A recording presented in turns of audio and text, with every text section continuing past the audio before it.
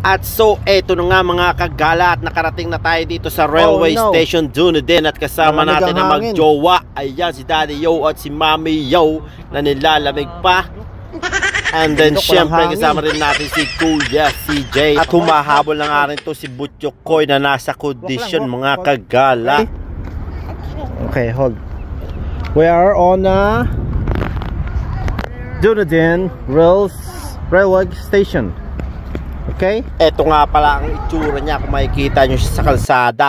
Ito na rin pala ang loob ng railway station mga kagala. Maliit lang siya at vintage. At kita nyo naman marami rin nagpapapicture dito mga kagala dahil tourist attraction nga rin to. Isa to sa mga pinupuntahan dito sa Dunedin. Let's go train! Wait, no.